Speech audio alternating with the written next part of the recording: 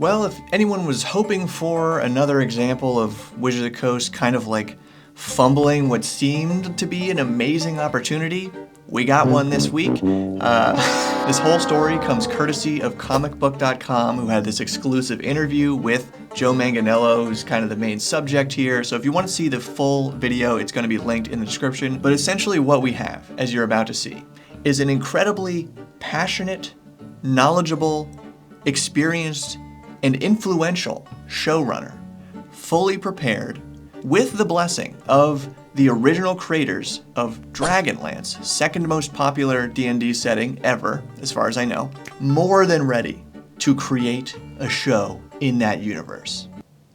And they shut it down. Let's jump right into this and then we'll talk.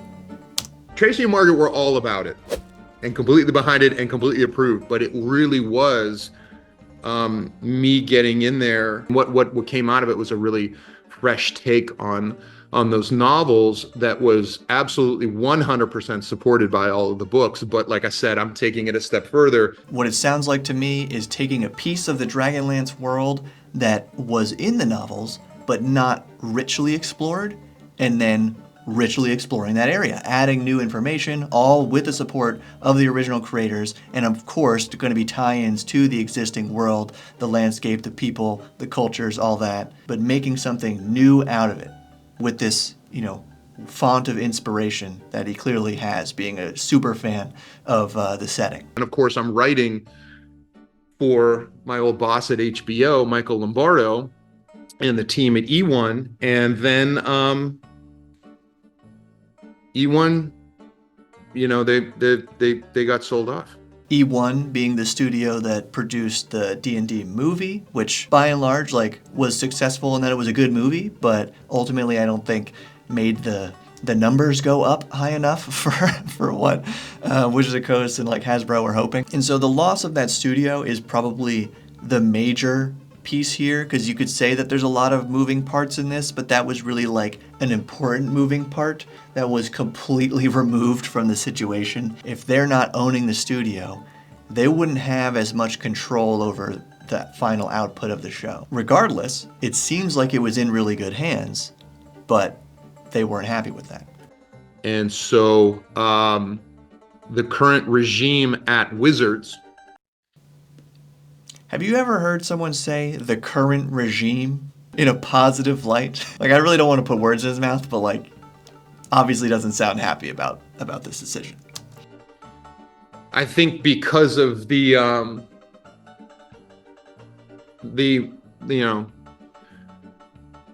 Look at this guy. Again, trained actor, maybe this is a bit of performance, but whether or not it's 100% genuine or a little bit of a show, he's clearly expressing that he's really frustrated about this whole thing. And it's how can you not be, when I'm pretty sure he's been putting years of work into this already, building up to this point, for it to just get, turned away. I think because of the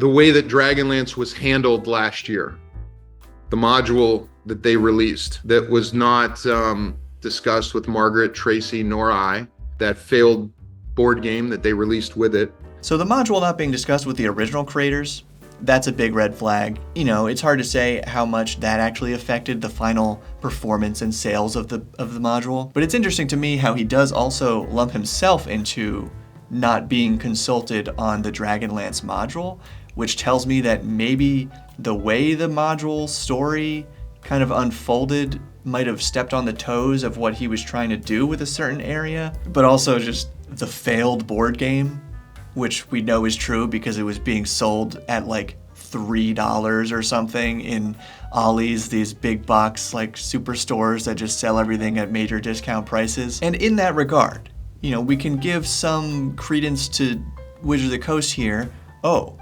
These previous Dragonlance projects sold horribly. Maybe there just isn't a lot of interest in the Dragonlance world.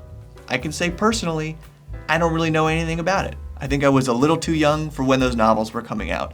And then it was all Lord of the Rings movies and the Lord of the Rings novels for me. But a show like this could be the thing that gets me into Dragonlance. We'll never know now. Everyone who read the script, there was like the biggest fantasy literary agent in town read it and said, these are his words, not mine.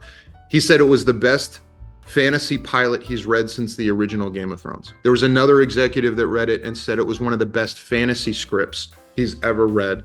I actually just got an email this morning from a producer who said it was awesome and went on and on about it and wants to send it to the rest of his company and in hopes that I will develop some other IP. The one silver lining to this is that because of how successful he was in developing it so far, it got the attention of enough people that Joe Manganiello still might be able to lead some fantasy show production in the future. That would be really cool. The unfortunate thing is that D&D or Wizards of the Coast rather, has basically cut themselves off from the success that he could bring out of whatever that project may be by saying no. So either somebody's going to come into that company that's going to see the value of it and realize that there is this script that's ready to go that I am electric about. I mean, what I had planned for the first season was going to be mind-blowing. Like I want to make it because I want to see it, you know, and I just want to feel that excited and electric about something. And that's exactly what my comment on this video was about.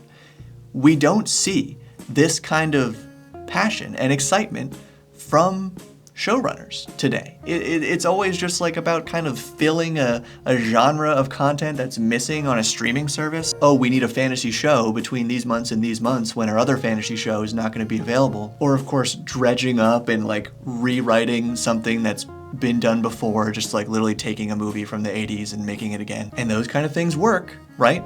Everybody loves nostalgia.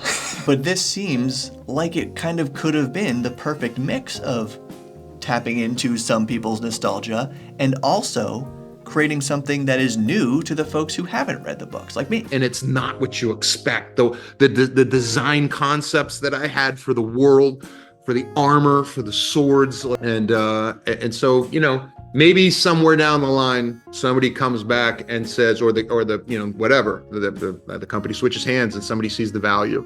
But for right now, and I also offered to buy it. I offered to buy Dragonlance. No,